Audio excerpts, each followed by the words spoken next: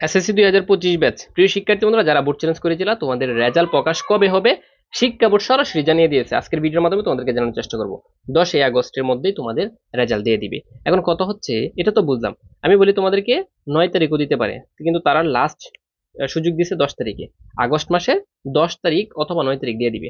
এখন কথা হচ্ছে স্যার রেজাল্টটা কোথায় পাবো, সবারই একটা প্রশ্ন, যে একটা তো বুঝছো যে রেজাল্ট প্রকাশের তারিখ তারা বলে দিয়েছে, এখন কথা হচ্ছে স্যার আমরা এটা কোথায় পাবো, এটা আমি জানাবো তোমাদেরকে। আর আগস্ট মাসের যে প্রথম দশকের মধ্যেই 25 সালের এসএসসি ও সমান পরীক্ষার পূর্ণ নিরীক্ষণ, যেটাকে বলে বোর্ড চ্যালেঞ্জের ফল প্রকাশ করা হবে বলে জানিয়েছেন শিক্ষা বোর্ড এবং কর্তৃপক্ষ, শিক্ষা বোর্ডের কর্তৃপক্ষরা।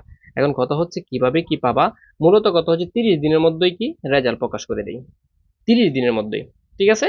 আর 10 জুলাই প্রকাশ করতে পারে অথবা 9, ঠিক আছে, মানে 9 তারিখের মধ্যে তারা সবকিছু শেষ করে দিবে, 10 তারিখ ঘোষণা করে দিবে। প্রিয় শিক্ষার্থীরা, এখন তোমার মেইন আলোচনা হচ্ছে যার স্যার আমরা কোথায় পাবো। সবাই দেখো, তোমার রেজাল্ট পরিবর্তন হয়েছে কি হয়েছে না একটা এসএমএস এর মাধ্যমে জানাবে।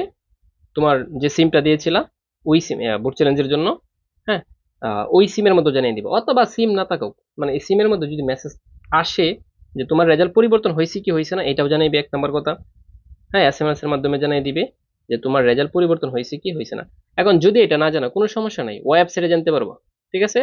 ওয়েবসাইটের মধ্যেও তুমি জানতে পারো। স্যার ওয়েবসাইটের মধ্যে জানবো কিভাবে, আমরা কঠিন লাগবে, কোনো সমস্যা নেই। প্রত্যেকটা শিক্ষা বোর্ডের, তোমাদের যে প্রত্যেকটা নিজস্ব বোর্ড আছে, এই নিজস্ব বোর্ড ওয়েবসাইটের মাধ্যমে সরাসরি তোমাকে বলে দিবে। এখন কথা হচ্ছে স্যার আমরা কিভাবে পাবো, বাংলাদেশে 11টি নাকি 9টি শিক্ষা বোর্ডের অধীনে যে ওয়েবসাইটটা আছে এই ওয়েবসাইটে বলে দিবে বা জানিয়ে দিবে। ওয়েবসাইটে একটা শীট দিয়ে দিবে, কেমন শীট দিবে আমি তোমাদেরকে দেখাই একটু কেমন শীটটা দিবে। এই যে দেখো, প্রত্যেক আমি একটা বোর্ড দিয়ে রেখেছি, যে দিনাজপুর বোর্ড, ধরো এখানে লেখা, হ্যাঁ লেখা থাকবে দিনাজপুর বোর্ডের। এই যে দেখো পূর্ণ নিরীক্ষণের ফলাফল, এই যে এভাবে একটা শীট দেওয়া থাকবে, এই শীটের মধ্যে তোমার রুল থাকবে এখানে, এই যে তোমার এখানে এখানে হচ্ছে তোমার রুল গুলো থাকবে।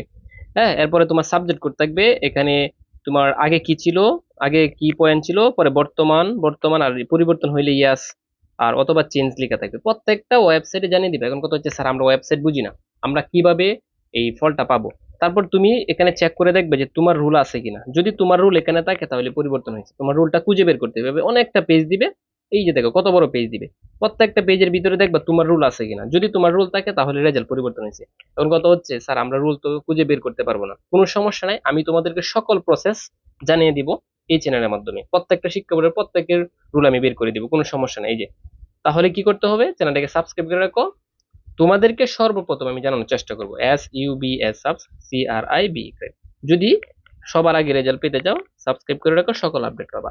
আর কবে রেজাল্ট দিবে কিভাবে পাবা এগুলো বিভ্রান্তি হয় না বিভিন্ন ভিডিও দেখে, ঠিক আছে। সাবস্ক্রাইব করে রাখো, আমি জানিয়ে দেবো ভিডিওর মাধ্যমে। দেখা হবে তোমাদের সাথে অন্য কোনো একটা ভিডিওতে।